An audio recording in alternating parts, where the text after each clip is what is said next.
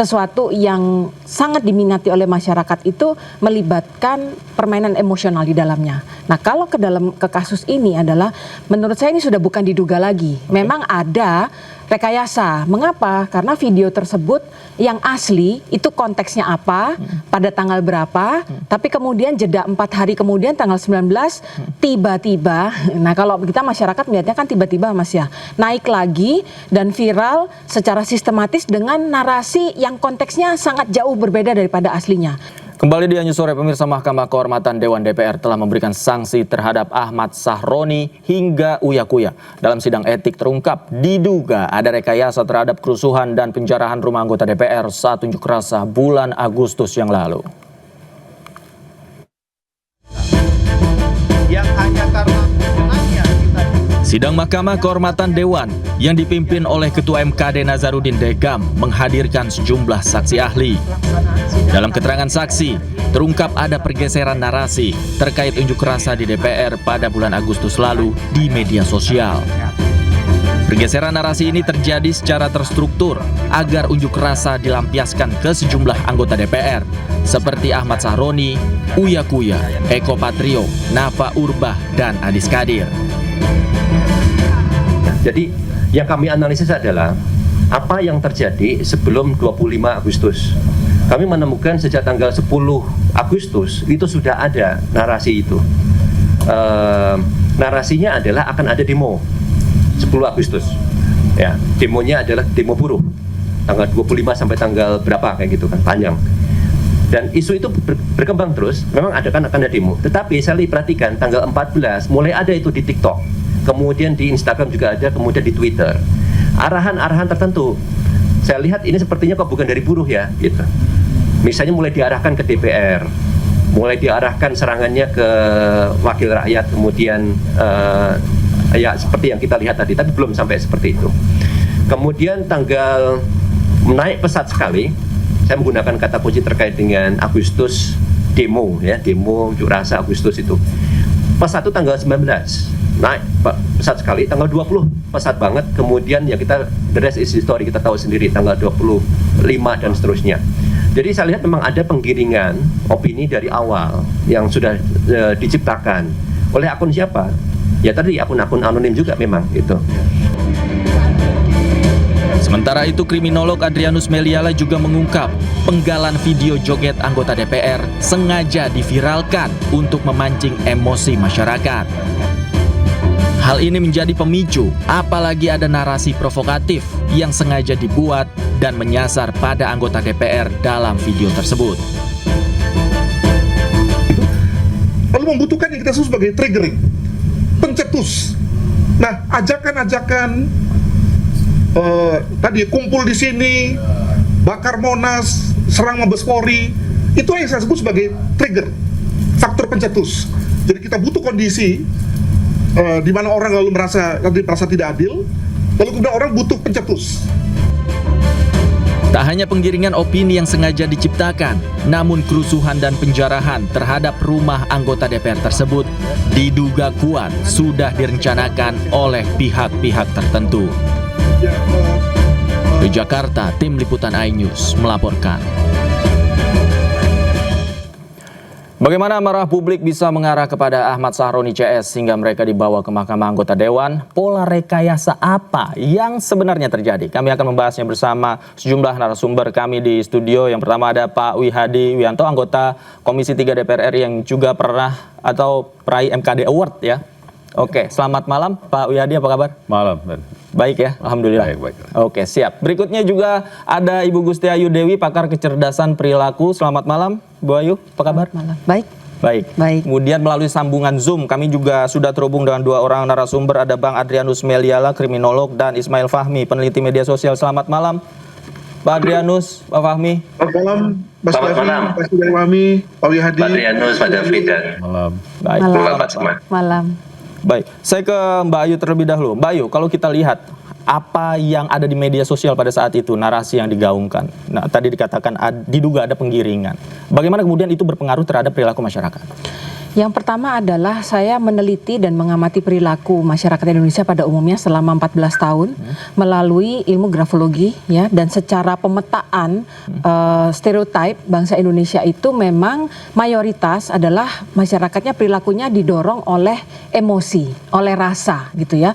Nah, jadi ketika makanya di Indonesia itu kan drama laku, sinetron laku, hampir semua sesuatu yang sangat diminati oleh masyarakat itu melibatkan permainan emosional di dalamnya. Nah, kalau ke kasus ini adalah menurut saya ini sudah bukan diduga lagi. Memang ada rekayasa. Mengapa? Karena video tersebut yang asli itu konteksnya apa, pada tanggal berapa, tapi kemudian jeda 4 hari kemudian tanggal 19 tiba-tiba, nah kalau kita masyarakat melihatnya kan tiba-tiba Mas ya, naik lagi dan viral secara sistematis dengan narasi yang konteksnya sangat jauh berbeda daripada aslinya. Jadi ini memang orkestrasi dan rekayasa sudah pasti. Apa yang dimainkan? Sekali lagi emosi. Nah, jadi kalau terhadap negara kita Indonesia, kalau ingin membuat atau apa ya istilahnya memainkan sesuatu yang disentuh adalah emosinya. Nah, jadi perilaku masyarakat kita memang rentan di sana. Nah, jadi aktor-aktor intelektual ini nggak tahu siapa, ya pasti juga memahami ya gitu cara memainkan atau mengaduk-aduk bangsa kita sehingga ya berhasil lah mereka dalam tanda kutip berhasil karena memang menggunakan trigger emosional, respon dan reaksinya juga emosional. Oke, artinya tujuannya memang untuk membuat kerusuhan. Kalau tujuan besarnya saya tidak tahu, gitu. Tapi kalau melihat dari apa yang terjadi, perilaku manusia itu kan aksi dan reaksi ya, gitu ya. Jadi tidak mungkin ada reaksi kalau tidak ada aksi. Nah, aksi yang dicetuskan ini kan bukan aksi intelektual, tapi aksi emosional. Ya, kalau aksi intelektual tuh contoh kajian gitu ya. Kemudian penelitian-penelitian berbasis ilmiah. Nah, tapi ini kan narasi-narasi yang anggota DPR berbahagia atau joget karena dapat kenaikan gaji, sedangkan masyarakat menderita. Nah, ini kan narasi-narasi emosional. Oke, baik. Saya ke Pak Adrianus. Pak Adrianus, Anda setuju ada rekayasa sebenarnya yang sengaja diciptakan di media sosial? Jadi pola pertanyaan dari anggota MKD kepada saya adalah setelah masyarakat sudah dibakar ya, disentuh emosinya dan lalu mulai naik ya, mulai emosional, sampai kemudian terjadi penjarahan. Nah, lalu kemudian ditanyakan kepada saya apa maknanya. Saya berpendapat bahwa tentu antara video-video hoax tersebut dan penjarahan itu ada pola hubungan yang tidak bisa dikatakan sebagai hubungan sebab akibat. Ada banyak sekali pihak-pihak yang kemudian lalu berada di antaranya, lalu kemudian juga bahkan ada yang baru keluar masuk begitu, sehingga kemudian lalu sama sekali tidak bisa dikaitkan bahwa penjarahan itu adalah sesuatu yang terkait dengan video tersebut. Malah kalau kemudian lalu dikaitkan dengan mengapa 5 anggota DPR itu yang menjadi target penjarahan, maka menurut saya yang bersangkutan itu tentu saja dalam hal ini bisa dikatakan sebagai korban. Jadi alih-alih sebagai pelaku yang lalu kemudian menyebabkan dia dijarah, tapi sebetulnya mengingat sebetulnya ada satu hubungan yang kompleks antara video tersebut yang bukan video yang sebenarnya dan penjarahan, maka sebetulnya saya lebih melihat bahwa para 5 anggota DPR tersebut adalah korban sebetulnya. Maka dengan kata lain saya ingin mengatakan bahwa seyogyanya pihak MKD mempertimbangkan dalam rangka putusan mereka karena mereka sebetulnya tidak ada kaitannya dengan video tersebut pertama. Yang kedua, mereka juga sudah mendapatkan satu penghukuman yang sebetulnya tidak tepat untuk mereka terima. Demikian, Mas. Pak Adrianus, Anda melihat apakah ada muatan niat jahat dari narasi-narasi yang dibangun di media sosial? Ya, saya memakai istilah targeted ya, dengan kata lain semua itu ada targetnya, ada tujuannya. Nah, bahwa kemudian ada tujuan, ada target politik, tentu saja mungkin. Namun saya juga seperti halnya Bu Gusti Ayu, itu menahan diri untuk tidak bicara soal apa itu. Tapi yang jelas ini bukan satu peristiwa impulsif ya, hanya sekedar dimainkan oleh orang-orang iseng, tidak. Pasti ada satu rekayasa besar yang kemudian lalu mengarah pada kerusuhan dan dalam rangka membuatnya menjadi komplit, maka kemudian lalu ada satu hal yang baru saja kita lihat dalam kasaran Indonesia modern, yakni penjarahan yang sistematis. Demikian. Saya ke Mas Fahmi. Mas Fahmi, dari pola media sosial, apa indikasi yang memang menyebutkan atau mengarah bahwa ini ada rekayasa? Jadi ada beberapa kata kunci yang sebetulnya bisa jadi early warning ya. Di sidang MKD juga saya sampaikan, itu di DPR harusnya bisa melihat early warning ini ada indikasi adanya hoax dan mereka tahu kalau itu nggak benar harus diluruskan ya. Tapi itu tidak dilakukan. Nah contohnya apa? Ada pertama kali demo 25 Agustus. Oke, itu memang ada demo buruh. Kemudian berkembang, bubarkan DPR. Kemudian gedung DPR, revolusi rakyat, the great president. Itu adalah kata-kata yang muncul dari berbagai macam statement postingan. Dan itu bukan hanya di satu media sosial saja platform, tapi cross platform. Jadi ada upaya untuk membangun pergeseran dari demo buruh tanggal 25 atau mungkin tanggal awalnya kan 25 Agustus itu, kemudian ke isu-isu yang lain. Mereka menggunakan berbagai macam teknik emosi, ya. Digabungkanlah ini contoh seperti ini video joget-joget kan konteksnya sebetulnya karena ada dari daerah ya, ada daerah lagi nyanyi di sana, anggota DPR menghargai, which is fine, kalau seperti kan tidak ada masalah. Tapi ketika itu dipotong, di konteks collab, disambungkan dengan narasi bahwa mereka joget-joget karena gajinya naik, ini jelas-jelas menimbulkan masalah persepsi.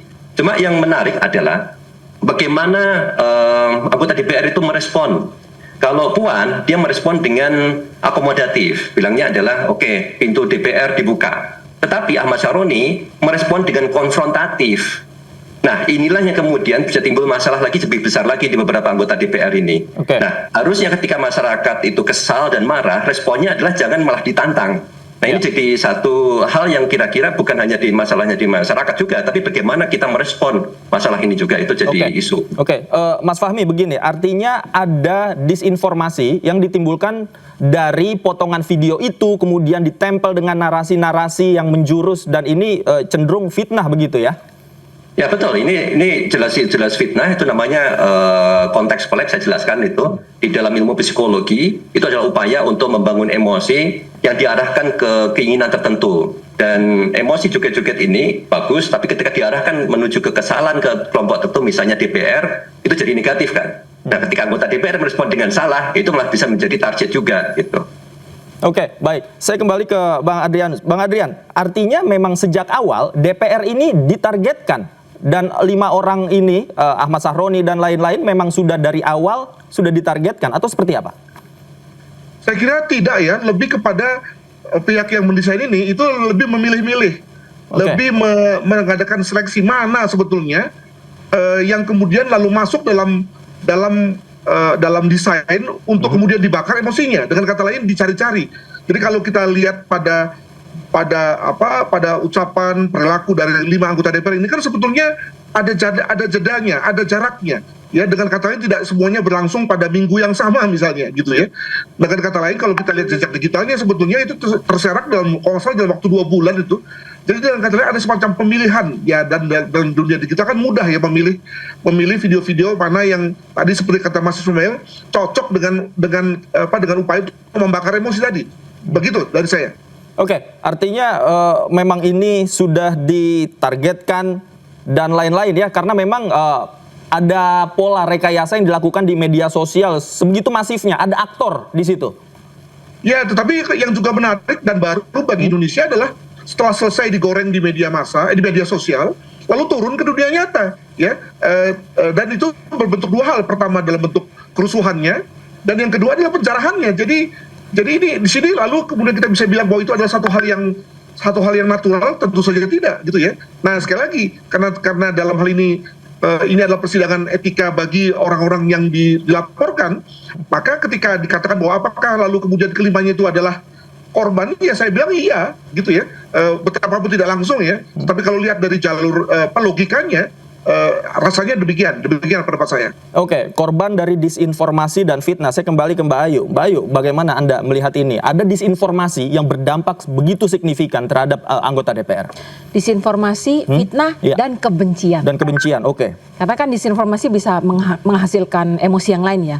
Jadi ini emang emosinya diarahkan kepada kebencian, dan siapapun yang mendesain ini, saya mengatakan ini desain.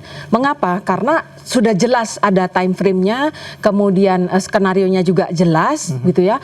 Dan siapapun yang mendesain ini memahami psikologi massa dan memahami stereotip perilaku-perilaku masyarakat Indonesia yang mudah sekali dipicu dengan hal-hal yang sifatnya emosional, memainkan emosi mereka. Nah, jadi ya saya sepakat ya dengan Mas Fahmi tadi ya, bahwa anggota DPR juga perlu respon yang tepat. Karena kadang-kadang seperti apapun aksinya, apabila tidak responnya bisa tepat, itu juga hasilnya bisa dikontrol gitu ya, bisa dikelola dengan baik. Karena kalau misalnya reaktif dan tidak memahami bahwa ini ada strategi, akhirnya jatuh ke dalam perangkap. Itu yang saya lihat. Dan yang dikorbankan tentu masyarakat Indonesia. Oke, dan akibat disinformasi ini mempengaruhi persepsi publik terhadap anggota DPR. Nah, Pak Wihadi, bagaimana Anda melihat ini? Tapi jangan jawab dulu. Jawabnya usai jeda berikut. Pemirsa, jangan kemana-mana, diskusi kami masih akan kami lanjutkan usai jeda berikut. Tetaplah di iNews Sore.